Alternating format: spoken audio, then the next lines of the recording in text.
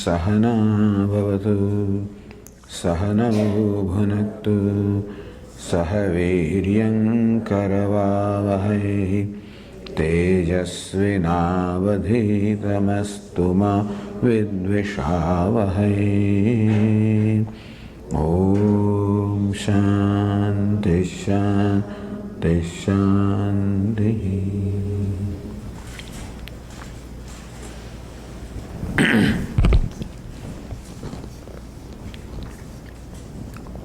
So yesterday we discussed how the desire behind all the desires is for the immortality. Using the word from the Brihadaranyaka Upanishad, which we said that immortality means happiness, unconditional happiness, meaning happiness not limited by quantity. I want boundless happiness. Not limited by time. I want happiness all the time. Not limited by place. Want to have happiness at all the places, under all conditions. When I am conscious, and again effortlessly. See, our desire is a big deal, However, every human being has this desire. We generally do not inquire or investigate or dwell upon what it is that we want in our life. As desires arise in our mind, we keep on fulfilling them. And we think that fulfilling desire is the way of life. Fulfilling desire is the way of happiness.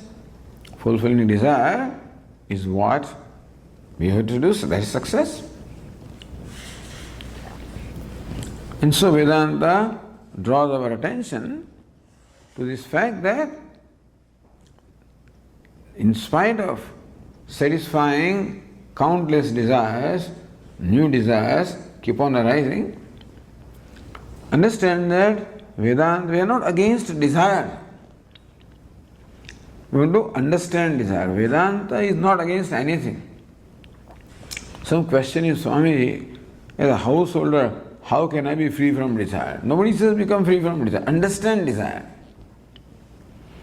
Vedanta always emphasizes knowledge or understanding. Understand desire. That what do you desire?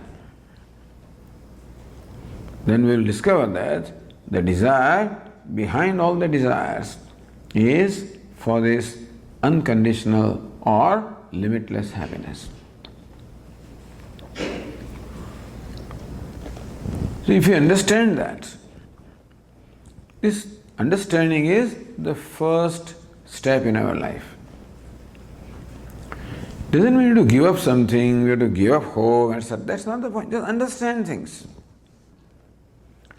We should live life with understanding. We should live life intelligently. Because intelligence is the special gift given to human being. That we can think, we can learn, and we can use that learning or understanding for making ourselves happy, for gaining success in our life. So that's what Vedanta does.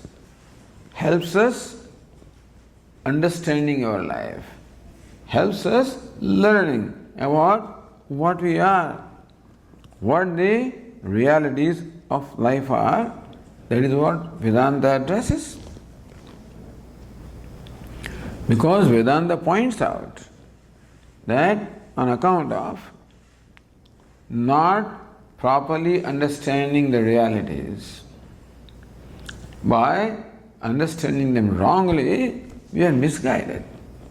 Therefore, we do not attain true success in life, in spite of working very hard, we do not attain true success or lasting success.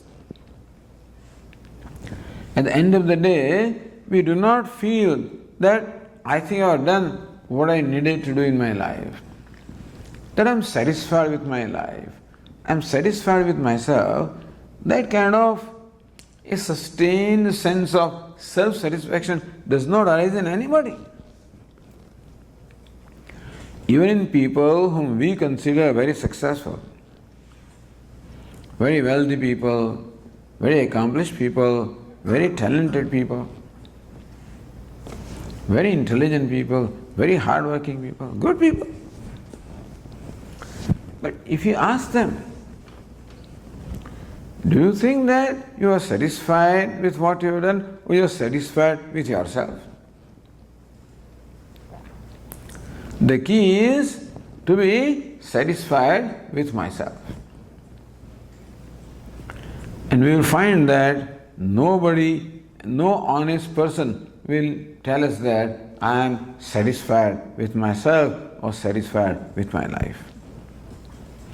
As long as we are searching for satisfaction from something other than ourselves, because of our conclusion that it is wealth or name, fame, recognition, these are the sources of satisfaction. This is our conclusion.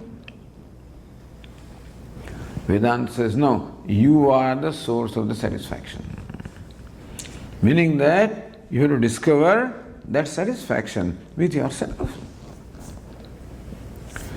And therefore, Bhagavad Gita describes a person who is successful in the true sense. Says Bhagavad Gita, Atmaneva Atmana Tushtaha Sthita Prajnas Tadochyate. Bhagavad Gita calls him the man of abiding wisdom. What is his characteristic? What is so unique about him? Atmaneva Atmana Tushtaha. One who is completely satisfied with himself by himself. That is a characteristic of a successful person. And thus Vedanta teaches us how to attain the true success in life. Or at least how to make our life a process of a journey towards the true success. So we said that true success, call it immortality, call it moksha, call it freedom, call it unconditional or limitless happiness, call it peace, call it love. Different people may call it by different names. All of these amount to the same thing. Vedanta says that it is not to be obtained or acquired from something other than you, it is your own self. Meaning that you have to discover that to be yourself. Meaning that love is not to be asked for, love is to be given. Happiness is not to be asked for, happiness is to be given. A simple change of equation, you see. If I think that happiness is out there, then I'm always a seeker of happiness, hoping it will come from there and try different things. But if I understand that indeed happiness is my own nature, then I become a giver of happiness. Simple. Yesterday we discussed that simple question arises. If happiness is my own nature, then how come I do not feel happy all the time? If love is my nature, how come I don't find myself loving all the time? If freedom is my nature, how come I don't experience freedom all the time? So we say that there is something that obstructs the manifestation of the happiness, some inhibiting factor, like the clouds obstructing the manifestation of sun. Similarly, some clouds are there, it obstructs the manifestation of happiness which ourselves.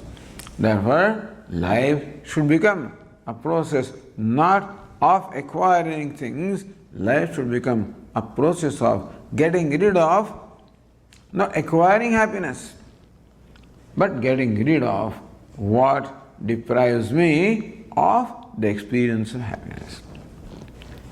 This is what Bhagavad Gita teaches.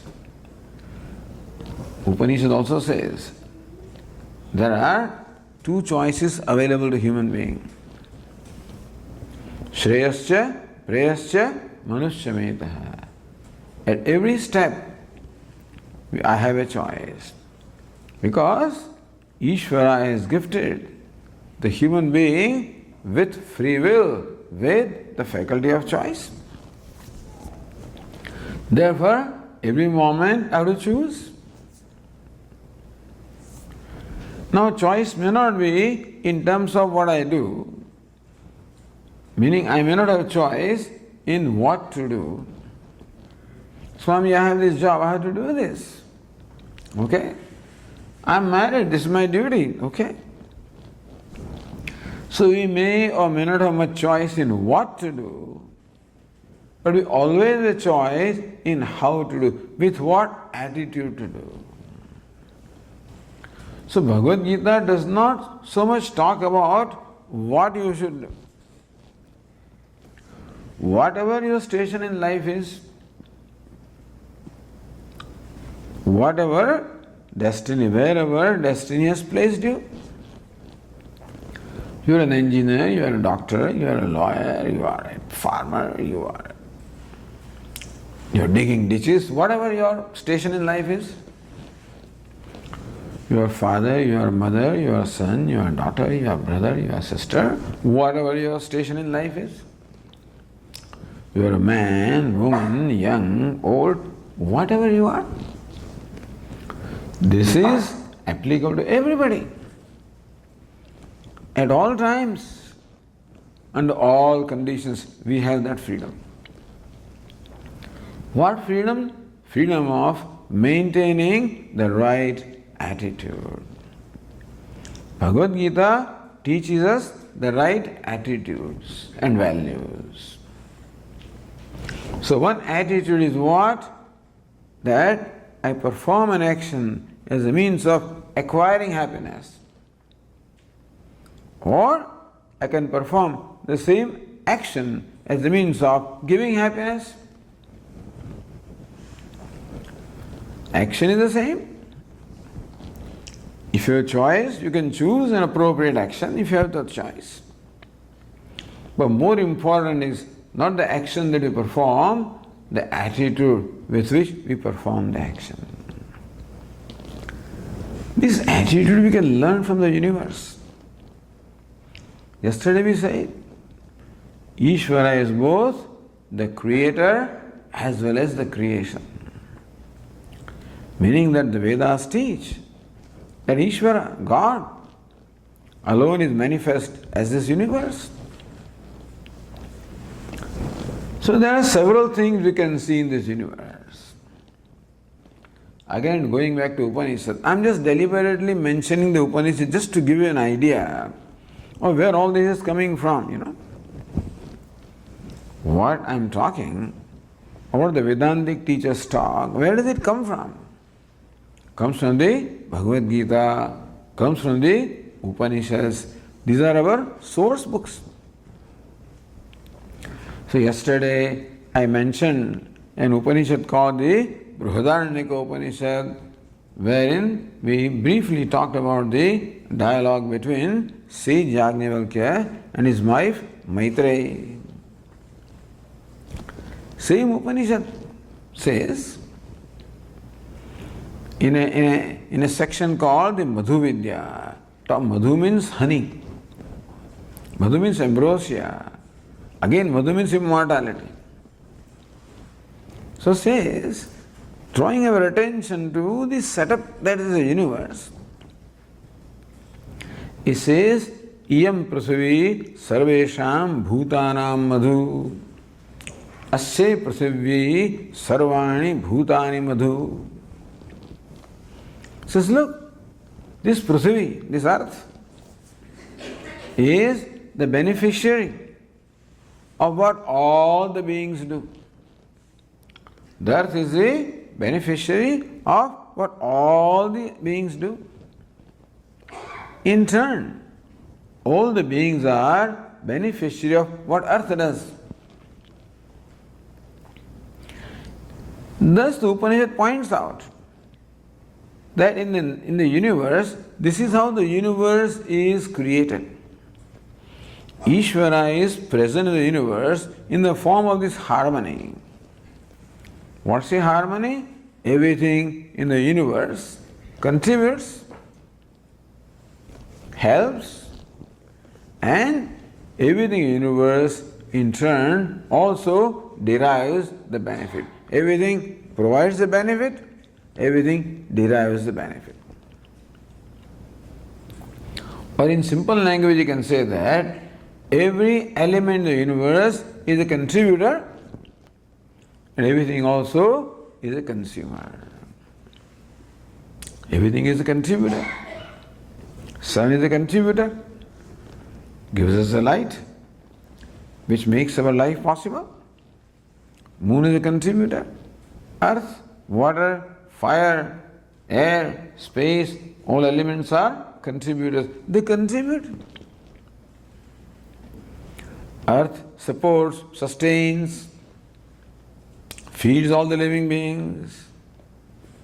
The water sustains life, fire sustains life, air sustains. Nobody can live without these elements. So the sun and the moon and everything in the universe, even every creature, the trees, plants, animals, and every creature contributes. Because the whole universe is a scheme of things, and in that, whatever is created participates. Whatever is created has a place, has a role to play, and it participates in the scheme of things. Universe is an organic whole. It is an intelligent creation. It is an organic whole, like my body is. My body is an intelligent creation, where every cell functions in an intelligent manner. Every organ, every limb also functions in an intelligent manner. Every limb is beneficiary, every limb in turn also provides benefit. So there is harmony between hands and legs and head and eyes and ears and all organs and all the limbs of the body. There is a beautiful harmony. Everything receives the benefit, everything provides the benefit. So this is one order which is pointed out by the Upanishad. This is called order. You can call it law, call it order. So there exists an order in the universe. Because all the things that are created follow this order. Therefore, there is a harmony in the universe. Even though we talk about star wars, etc., there are no wars in the stars. Sun and moon do not fight with each other. They don't compete with each other. They all function in the spirit of cooperation. In our body, the hands do not compete with legs. Hands cooperate with legs, and legs cooperate with hands and eyes. Eyes will tell the legs, watch out, there is a pothole there, there are pebbles there, there are thorns there, watch out. The eyes will guide the feet. Feet will take the eyes wherever it wants to go. So thus, a beautiful order of cooperation. The order in which every element that is created contributes and in turn receives the benefit of contribution. In Sanskrit, upakarya, upakaraka. Upakarya, one who is helped. Upakaraka, one who helps. In simple terms, you can say that everything is a contributor, everything is a consumer. That's a beautiful relationship or order that is in the universe. That is Ishvara. So how do you worship Ishvara? By tuning up with Ishvara. See, as far as the rest of the nature is concerned, they don't have to think, because they do not have this freedom of choice. They are already pre-programmed. Everything in the universe, other than human being, is pre-programmed. And therefore, instinctively, whatever they do is in keeping with the prevailing order. Everything contributes. Everything receives the benefit. So, therefore, you will note one thing. If human being does not interfere, there will always be an ecological balance. There will be no problem. There will be no global warming, no ozone holes. If human being does not abuse his freedom. So whatever problems we find in the universe, which people complain about, people get very angry. When we say that Ishvara has created the universe, they get very angry. So what sort of God is this? Why has he created this? So much conflict is there. So much suffering is there. People are starving. What sort of creation is this? What sort of God is this? But whether God has created those conflicts or we have created. Understand that every problem there is in the creation anywhere, any suffering is all the result of the abuse of free will on the part of human being. First thing the human being did was draw boundaries, This is United States, this is Canada, this is Mexico, this is this. Now who draw? Earth is created. Nobody has created boundaries. Have they created? Do you know what happens? This is United States. So whatever we get is ours, not yours. Whatever you get in the Gulf is theirs, not anybody else's. Now, who has created this? This actually, in the universe, there is no private property. Everything is meant for everybody. That's what Upanishad says. That all the food that is created is meant for all living beings. Ishvara does not say that this is for human being and this is for animal. It is we who do that. You see, in the nature, everybody consumes from the nature as much as they need, and rest is all left for others. Is it not so?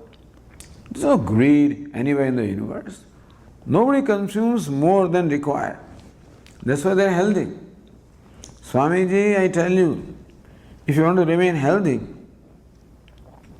please don't eat this. Stop eating all fried stuff. Stop eating your sweets. Start observing fast, Because we abuse the free will. And we get tempted. So I find sweet, consume. Animals will not do that. They only eat what is right for them, and the quantity which is right for them, you follow? Not human being. He abuses himself and abuses others also. So there is a problem with the free will, that it can be abused. The rest of the nature does not have free will, so it can't be abused. We have the free will and it can be abused. Why do we abuse? Because of our internal problems. What are the problems? Lord Krishna says, Trividam Narakasyedam Dwaram नाशनम आत्मनः कामः क्रोधः तथा लोभः तस्मात् एतत् त्रयम त्यजेत्. Says Lord Krishna here, Arjuna, this kama, krodha, lobha. Kama, passion. Krodha, anger. Lobha, greed. These are the gateway to hell, gateway to all the suffering. All the suffering within ourselves and all the suffering out in the world is due to this kama, krodha and lobha. All violence that we see everywhere is due to krodha, anger. All corruption and dishonesty that we see everywhere is due to lobha or greed. And all abuse of human beings and other things is due to kama, the passion. So because of being overcome by passion, anger, greed, whatever we do is abuse of free will, and thus we cause injury, we cause violence. So all the problems anywhere in the world, within ourselves, within our family, within our neighborhood, within the society, within the nation, within the world, all this suffering can be traced to kama, krodha and lobha. And these are the things that deprive me of experiencing the happiness which is my nature. Remember we said, just as a cloud covers the sun, so also the cloud of this kama, krodha, lobha, passion, anger, greed, that cloud veils or covers my true nature. So in order to be happy, what do we have to do? Get rid of this. Unfortunately, you know what we do? We acquire things. Let's say you acquire wealth. Nothing wrong in acquiring wealth. What happens is, the wealth has a very funny rule. More you get, more you want. That's the problem. Nobody will ever say enough. $1 million? Good. Enough for 15 days. I'm happy. After a while, how can I make the next $1 million?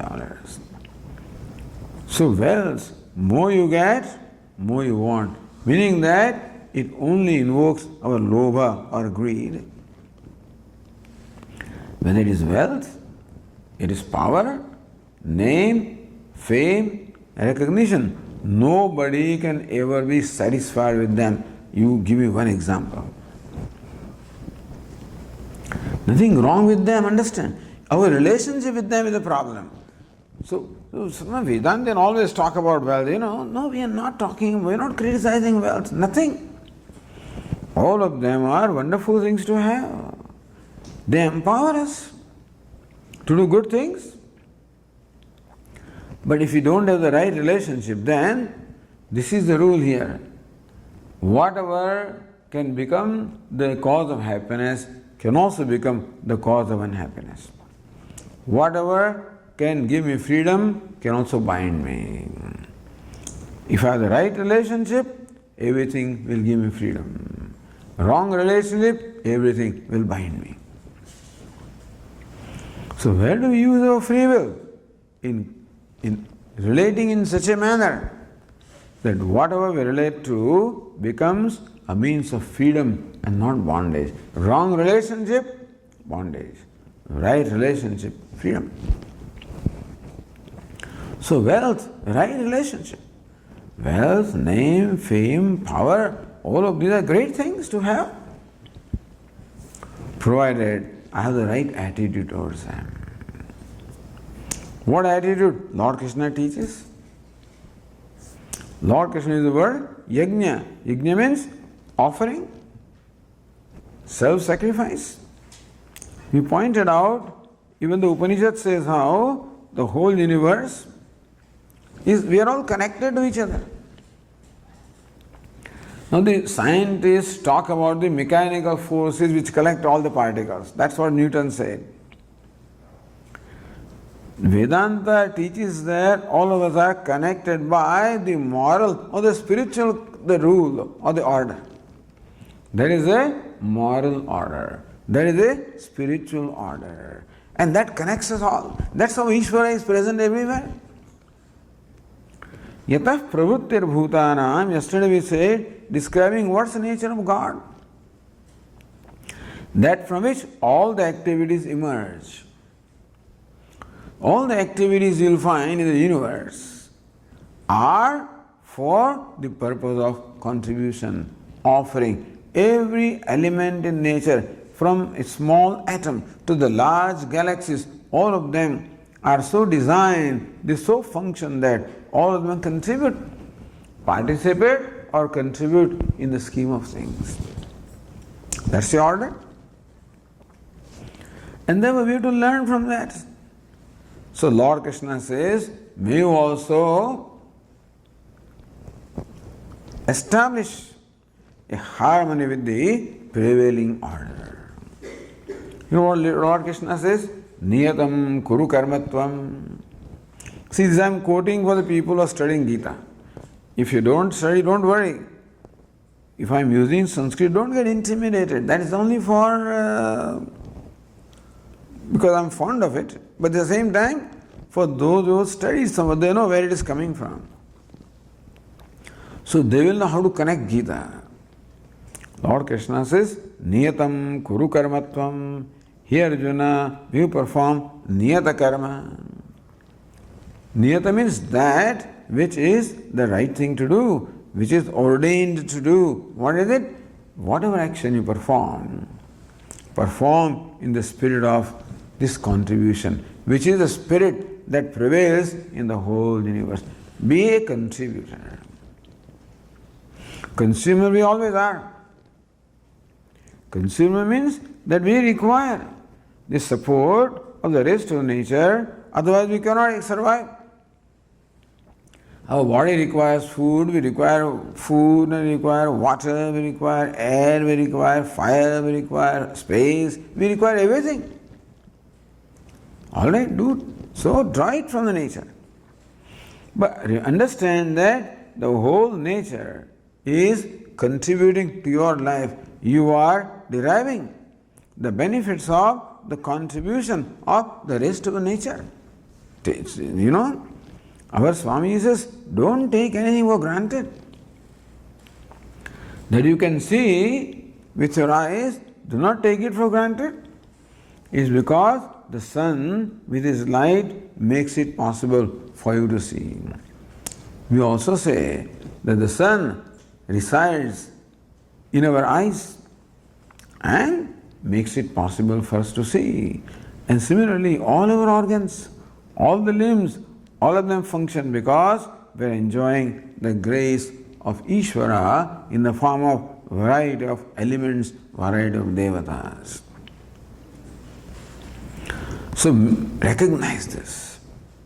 Recognize how we are the beneficiaries of the contribution which is made by the rest of the universe. Don't take it for granted. So what is niyata karma? You can call it duty. What is my duty? My duty is to return the favor. So Vedas say that we are born, we are indebted. Jayamanavi brahmana tribhir runaman jayate. Whoever is born with runam, with debt. I am born when I am indebted to my parents, my ancestors, because they have given me this body. Great gift. Nurtured it, nourished it. I go to school, I study. I meet with all the teachers, all scientists, all thinkers who have given us the storehouse of knowledge. I am indebted to all elements of nature. The earth, water, fire, all of them make it possible for me to live my life. I am indebted to other members of the society, to the farmers, to the merchants, to the postman, to the teacher, to the maidservant, to the milkman. All of these also contribute to my life. If they do not do what they do, we can't live our life. Is it not so? It's a huge network. And also we're indebted to all the living beings around ourselves, all animals, all plants, trees, insects, all creatures, all of them directly or indirectly contribute to our life. So you know, no, mosquito, what contribution? Why has God created mosquito? Somebody asked me. So he must be so fed up because when the summer comes, even in sailors' men, when you go off for a walk, lots of mosquitoes are there and they get fed up, tired. Why has God created mosquito? One of the questions.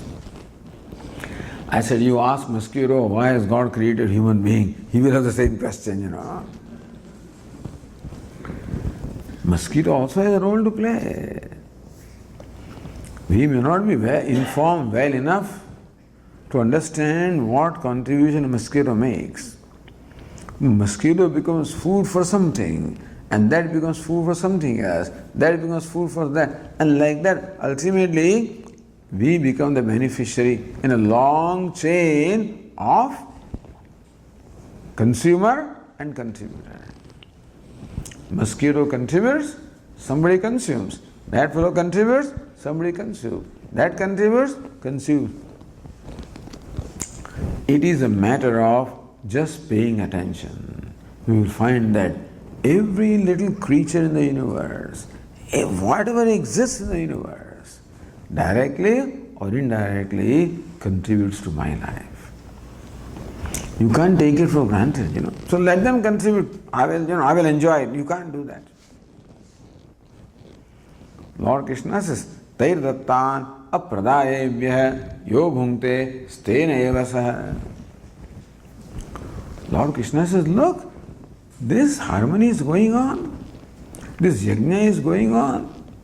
This yajna of the cosmic order of contribution is going on. And you are the beneficiary of that. If you keep on derive the benefits and do not return the favor, stay nevasa, you are a moral thief. The government will not call us thief because the laws do not cover this moral law. Laws of the land may not cover this moral or spiritual laws. Therefore, nobody will call me a thief if I derive from nature and do not return. They also want us to give income tax, etc. You know. That's all part of our contribution, which also we try to escape as much as we can. It's amazing, you know, when it comes to giving, so something happens to me. And so all these so-called public accountants, CPAs and whatever, Swamiji were tax planners. In India, the chartered accountant plans our taxes, means what? Shows means of stealing the taxes. That's all it is. This attitude to take advantage. Our basic attitude is what? How to take advantage of others. So whenever anybody comes before me, my first response is what? How to take advantage of this person. That's how my mind works. How to use this person. How to take advantage of this person. Whereas our Swamiji says, whenever anybody comes before me, the first thought in my mind is, how can I be useful to this person? So this is a choice. What is the choice? How can I be useful or how can I use you? Now that choice is given to me in every situation. I may not have a choice in what to do. I am a speaker, you are a listener. So that's already fixed. But while performing what I am doing, I can have the attitude, how can I take advantage of these people? How can I use them? How can I somehow make my talk in such a manner that at the end of the talk, these people are all inspired to give a lot of donation, you know. If that's what my agenda is. I may be very smart and fulfill their agenda and take advantage of all that, all can be done. I'm smart, worldly smart, but not spiritually smart. Who is a spiritually smart person? The one who gives advantage, one who is useful. Because we are already taking advantage. We are already beneficiaries. And more benefit we can draw, more indebted we become. So all the debt, DBT debt that keeps on growing. That debt is not noted by the world here in terms of rupee, dollars and cents. It is a moral debt. And therefore, I will have to pay back. If not in this birth, next birth. Anyway, we are not bothered about next birth and stuff like that. Nor do we want to threaten you to pay back. All we are saying is, you want to be happy or not. So this is the way of becoming happy. Is what? By being useful, by giving happiness. I have the choice of making everything that I do as a means of giving happiness. Why should I do this, Swamiji? What do I get out of that? Naturally, we are all, so we always ask this question, what is in it for me? So people will exploit me, they'll take advantage of me. What is in it for me? Simple thing. Even a small act I perform of making somebody happy, right away I will experience happiness. Perform a small act of kindness, because an act of kindness is in keeping with the order, which is Ishvara. Therefore, that becomes an offering to the order or offering to Ishvara. It becomes worship. So how do we make our work worship? Simply by this attitude. It can be any work, depending upon where I am placed in the scheme of things. So whatever I am required to do, I have a choice of making that as an act of contribution. How can I be useful? How can I some way provide happiness, comfort, consolation through my action? So very often they ask me, Swamiji, how can we teach Vedanta to our children? I said, don't teach Vedanta. Don't teach Vairagya and stuff like that. We don't want to teach them that. Because you talk of Vairagya and they get all, disinterested in life. We don't want that. Just teach them one simple principle. Tell them, achieve whatever you want to achieve. Fulfill your ambitions. That's what they have at this age, young age. Fulfill your ambitions. But one thing, do not compromise means for the sake of end. Meaning that in the process of fulfilling your ambition, don't hurt anybody. Don't trample upon rights of others. You have all the freedom to achieve your goal, but give others also freedom to achieve their goal. Don't come in the way of their freedom or their achieving their goal. Number one. And number two, that become as useful as you can. So this is what we have to teach our youngsters. Swamiji, what should I study? Study that with which you can be most useful. Normally we take that line by which we will get the most, we will consume the most. How much more money I can get, how much more income I get, how bigger consumer I can be. On the other hand, my approach should be, how can I be the biggest contributor? Then Swamiji, I would like to be a teacher. I would like to become whatever little thing, but be a contributor. Or always have this attitude at every moment. In whatever I do, how can I be useful? How can I contribute? How can I become a means of making somebody happy? This is worship. Swami, what is worship in this? What is worship? Worship is pleasing Ishvara.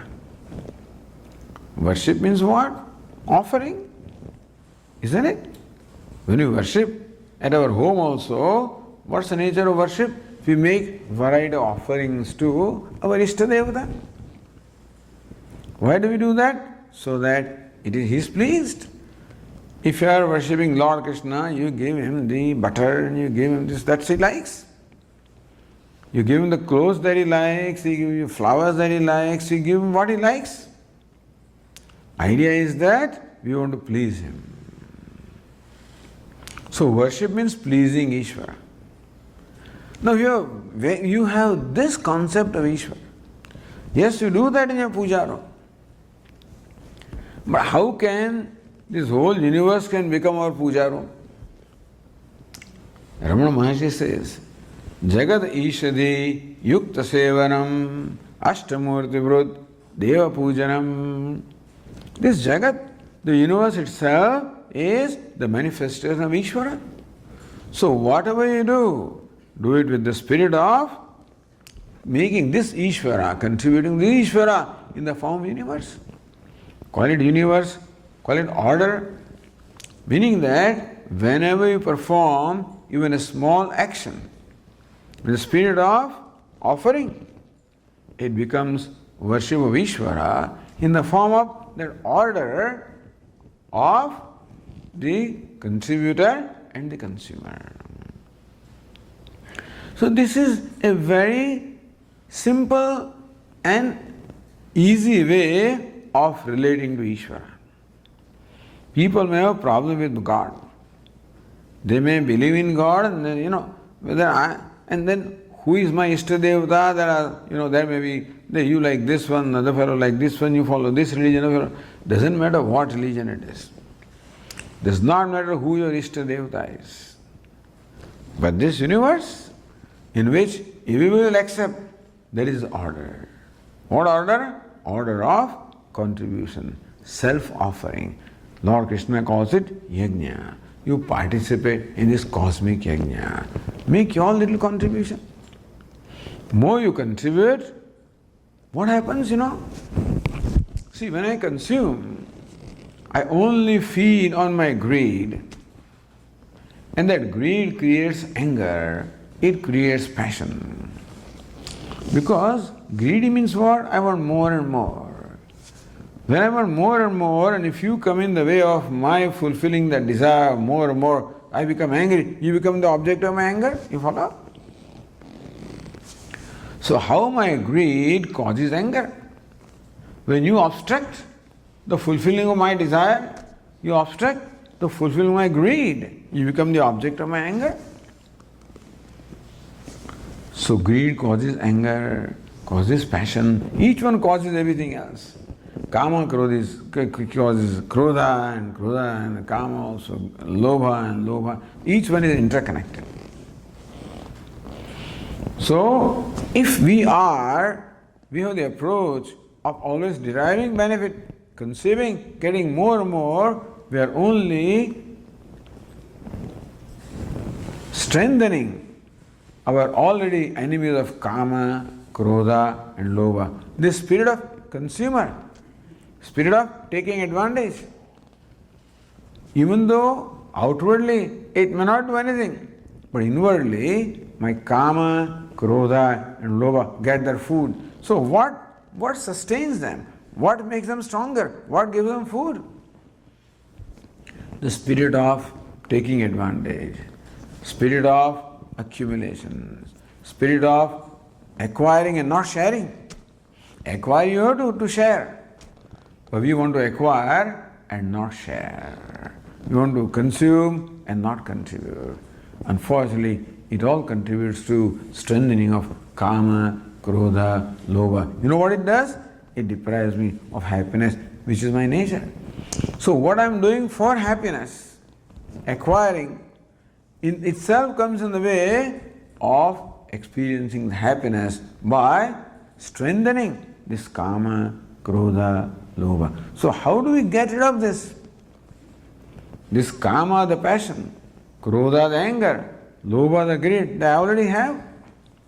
I am born with them. How do I get rid of them? By simple change of attitude. By I look at my place. I see the whole universe as manifestation of Ishvara. I look at myself as devotee of Ishvara.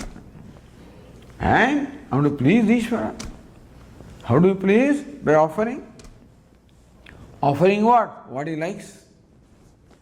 See, if you want to please somebody, give them what they like. You want to please Ishvara? Offering what he likes. What does he like? He likes his contribution. Because that's the order that he has created.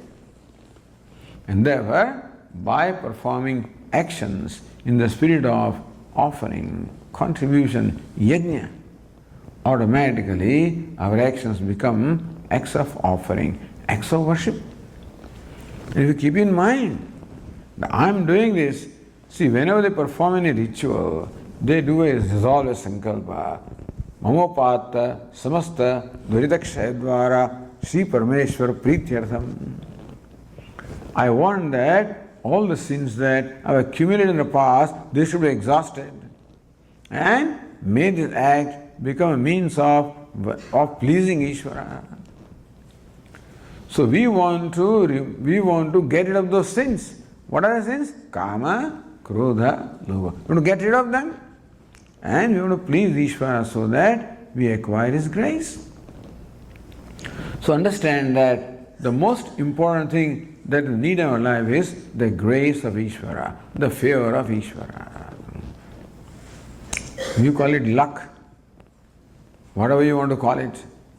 In Sanskrit, Daivam, grace of Ishvara. Because for successful completion of any task, we require these three factors. One is prayatna, meaning my self-effort.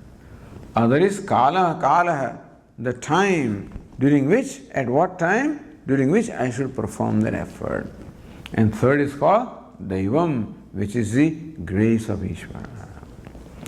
Because it is our experience that sometimes, in spite of working very hard, our endeavor is not successful. Something that makes difference between success and failure. What is that? That is what we call luck. So he was lucky. Two fellows, in fact, both of them came out of the same college. This fellow is he was much more smart, brighter than I was. His score even was great. I got a job, he did not get. He went to the same employer seeking job. I went first. At the right time, at the right place, I got the offer. He was at the right place at the wrong time, did not get the offer. So to be at the right time, the right place, is what? The result of the unseen factor, the grace of Ishvara. If you really review all the success in our life, we'll find that in every successful endeavor, there's always some luck involved. You'll find that. Some luck is involved. That I scored well, SAT or in my grade point average, etc. Some luck is there because some kind of mind is given to you. Some kind of brain is given to you. Then you're good at mathematics, good at physics, good at this. It's not an accident. So you have this score, so you got this admission. All of these also requires, along with your effort also, some grace, some luck, what we call Daivam, grace of Ishvara. So in our life, whatever we achieved has always involved grace of Ishvara. So recognize that what should I do? I should make a deliberate attempt to secure grace of Ishvara. Attempt in what form? Whatever I do, may Ishvara be pleased. How will he be pleased? He likes that I join the order of the contribution, order of yajna, order of self-offering. So this is how work can become worship, simply by the right attitude. Number one, understanding Ishvara. Ishvara alone is in the form of creation. He alone is the creator. He alone is the ordinary. He alone is the form of all the laws. He alone is in the form of the order. So this order of what? Consumer, contributor. Therefore, I should become a contributor. Share. No, Swami, what will happen to me? If I give away, what will happen to me? Don't give away. That something will happen to you. Keep for yourself. Keep what you require for yourself. But Swami, I don't even have enough for what I require. The thing is, what you require is a good question. There can be no end to what I require, of course. Because human being wants enough for his 7 generations, so he will never have enough. This greed never enables me to feel satisfied with anything. Therefore, we should be as realistic as we can. And true that as a responsible member of this universe, first of all, I should minimize my consumption. I should consume the least and contribute the most. That should be my spirit. I should consume the least. Swamiji, look at our home. This is master bedroom, master bathroom. This is his, that is hers. Well, look at his. Supposed to be a wardrobe, I guess, or whatever. It's like a big room. Bigger than rooms that we have in India, you know. And hers is even a bigger room. And if you see the pairs of clothes that are hanging, the pairs of shoes that are there, oh, good, God bless you. But as I say, what is the requirement? There is no end to, of course, we can always justify our requirements, no doubt about that. They say, only what happens is when there is drought in California, that now they realize that water is a very precious commodity. Until then you don't realize. Here we just have all our, the faucets are open, water is flowing away.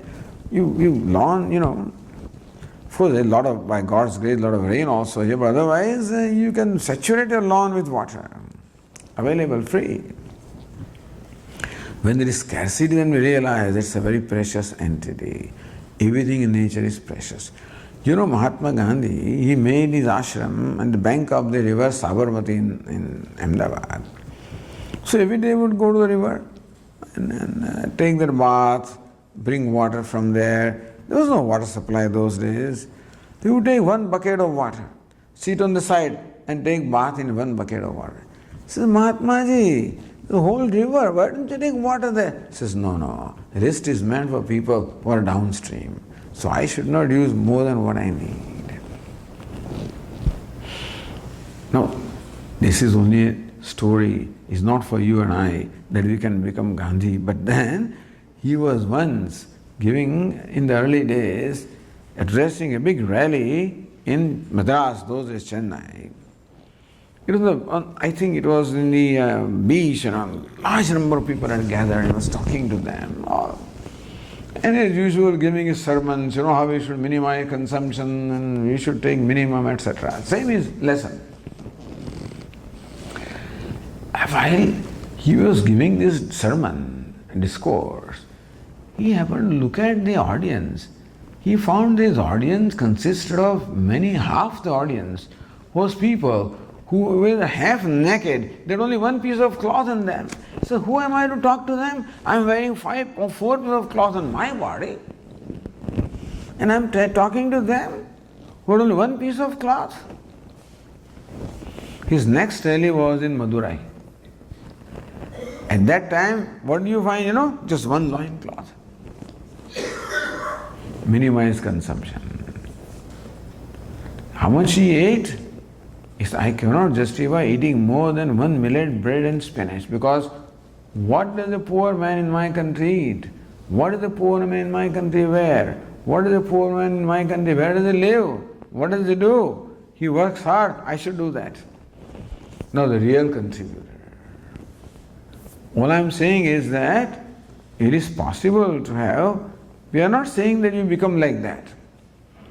But then the spirit of consuming the minimum and contributing the maximum, that way we can maximize our own happiness, our own satisfaction with ourselves. You know where the real satisfaction comes? Satisfaction comes from eating food also, but more satisfaction comes by feeding. Ask every mother who feeds. So you cook for your family and feed them. In those days, mother's job was to serve. She will serve it, then at the end she will eat. Nowadays everybody joins on the table and then you take yourself. That's a different thing. Okay, this is a new culture. But the old culture was that she would serve everybody and then at the end she would eat. And people like us, children like us, when you like certain item that is cooked, when you like it, you finish it off. Nothing is left for her. But children don't even think. When I grew up, I realized that what were we doing? But she never objected to it. Hey fellow, come on now, leave something for me. She never said that.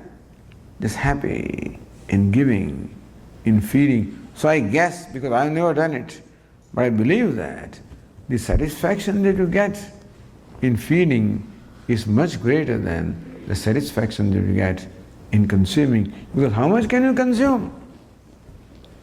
How many rotis can I eat? How many rasgullas can I eat? How many samosas can I eat? My stomach is limited. How much can I give? There is no end to that. And thus, this is the law of life. Who is happier, greater contribute. That's the only way of happiness. There is no other way of happiness. No, Swamiji, I enjoy watching a movie. I enjoy eating good food. That's all right. You are not enjoying movie, not enjoying good food. You are enjoying the wealth of punya that you have collected.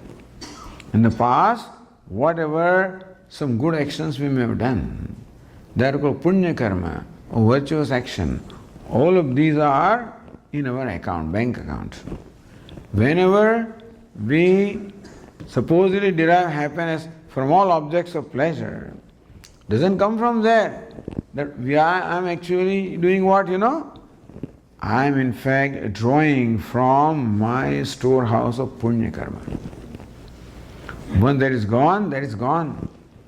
Same rasgulla cannot make me happy. Swami, I am a diabetic. That's gone. I'm not saying that's an example. It is not that things can make me happy. I must have the capacity to derive happiness also, is it not so? You can surround me by all kinds of things you want, wonderful music, provided I can enjoy it, I should understand that, enjoy things. It's not enough that you have the source of happiness, you must have the capacity also to enjoy that, is it not so? So when we are in fact so-called enjoying life, enjoying whatever God has given us, understand that happiness comes not from that, it comes from the punya karma that we have accumulated in the past. When that stock is over, thing is over. They say, when I had teeth, I did not have the peanuts. Now that I have peanuts, I don't have teeth. And so peanuts you can enjoy if you have teeth. The idea is that nothing comes free. No consumption can make me happy. If consuming something makes me happy, it is only because of the punya karma which I have accumulated in my account. Right now, I am drawing from that. I am exhausting my balance. It's up to me. You will create new balance by what? By contributing. And that happiness costs you nothing. Giving or feeding, it is happiness which is freeing happiness. Consuming, you will get happiness, binding happiness. We get addicted to things. We cannot do without things. And then we need more and more. We need greater variety. Same model doesn't interest me now. The cell phone is fine. After 6 months, I want a different one. The tablet is good. After 3 months, I want a different one. The TV is good. After 1 year, I want a different one. The car is good. After 2 years, I want a different one. Swami always lease the car. We don't buy the cars these days. 2 years, 3 years. So you can get a new car. Good? What I'm saying is that nothing has the capacity to give me satisfaction over a sustained period of time. Only thing gives me sustained happiness by tapping.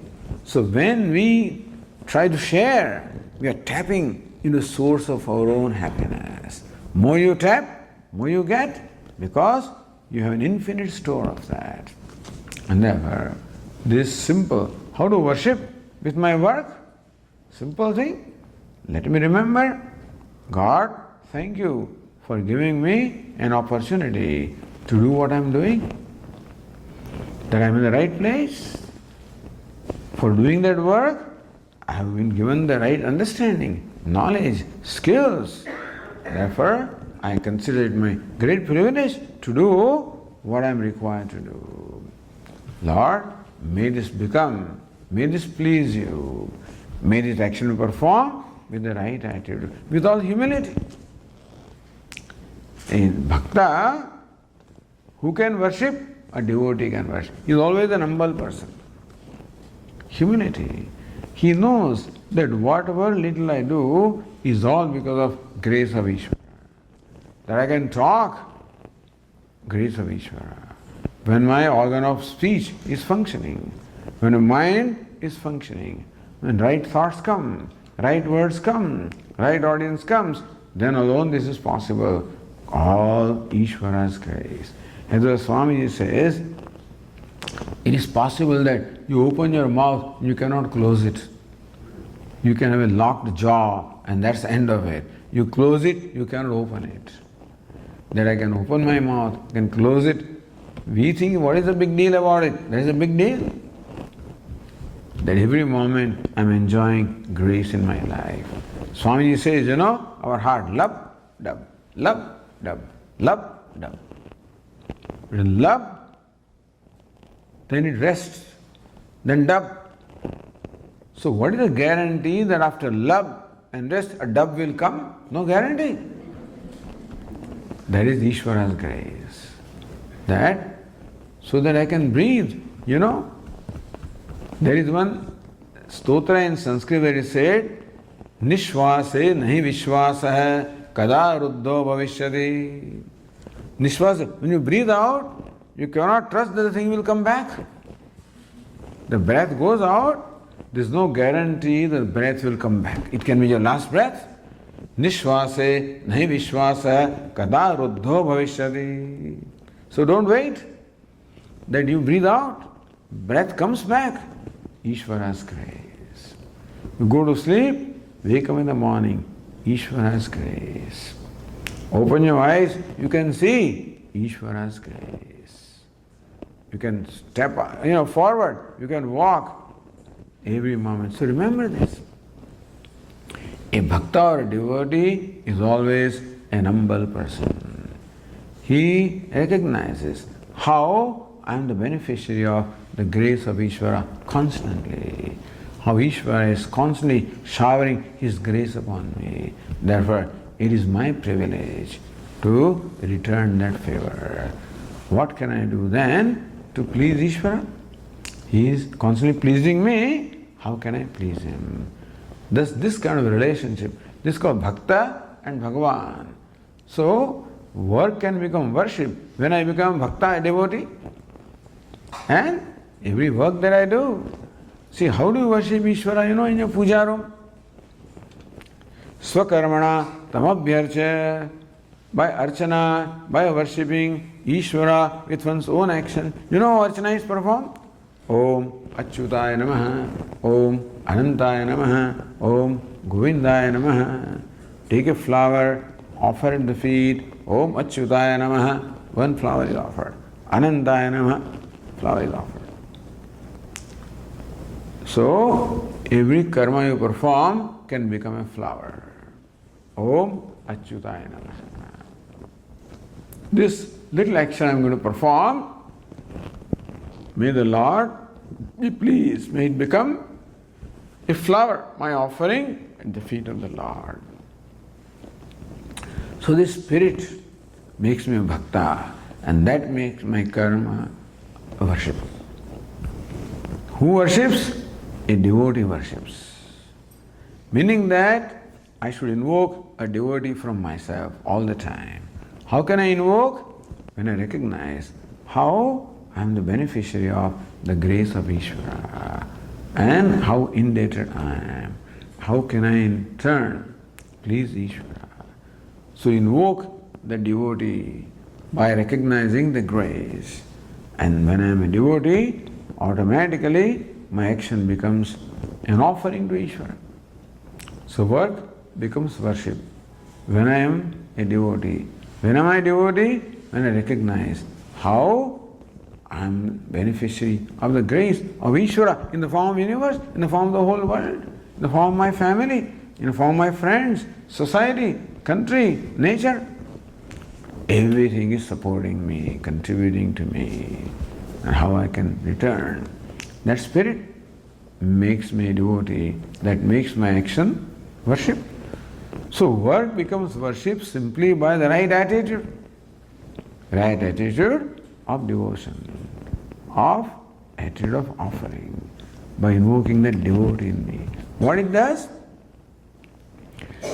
With that, you see, our Bada Swami used to tell, when you make an offering of flower, you know what he would say? Take the flower, bring it to your heart, and then place it at the feet of the Lord. What do you bring it? Your vasanas. The smell is there. The vasanas are offered. What is vasana? The kama, krodha, lobha. Every action becomes an offering of kama because they cannot stand. When there is a spirit of worship or offering, kama, krodha or lobha cannot stand. So what do? I deliberately try to maintain that spirit of worship. Those fellows have to go, and thus every act becomes an act of driving away kama, krodha, lobha.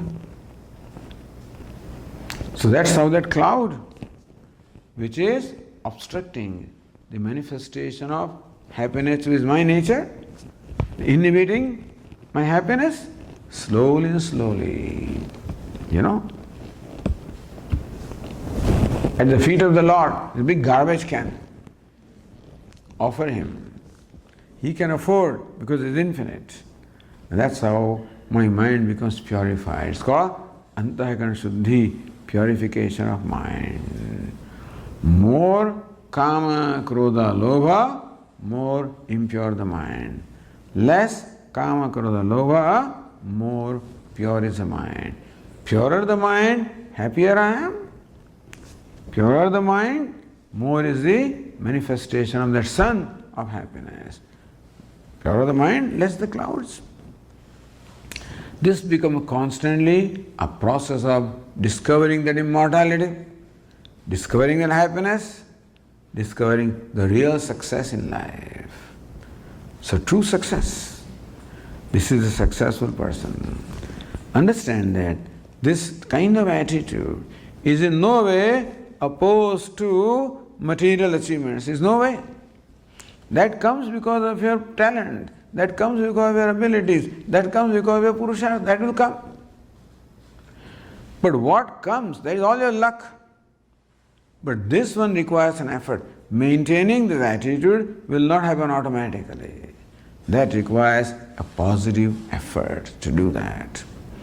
And that's how I have the freedom to make my life a journey or to real success.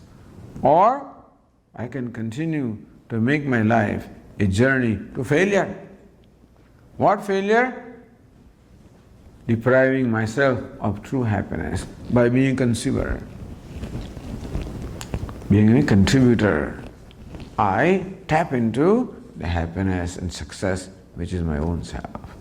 So this is one of the lessons that Bhagavad Gita teaches, how to make our work worship. Nothing special to be done. You do this, understand that we should do puja, that we should do whatever we are doing. That puja, japa, chanting, meditation, all of these worship, no question. Then our Swamiji says that coming out from the small puja room to the vast puja room. So this is vast puja room. How does it become puja? Jagat Ishadi Yukta Sevanam. That Ishadi is Ishvara. With that attitude, when you perform your actions, that becomes the worship of the Ishvara in a large puja room. So inside and outside, a person is devotee. Sometimes what happens? He is a devotee inside. Once he comes out, he is a different person.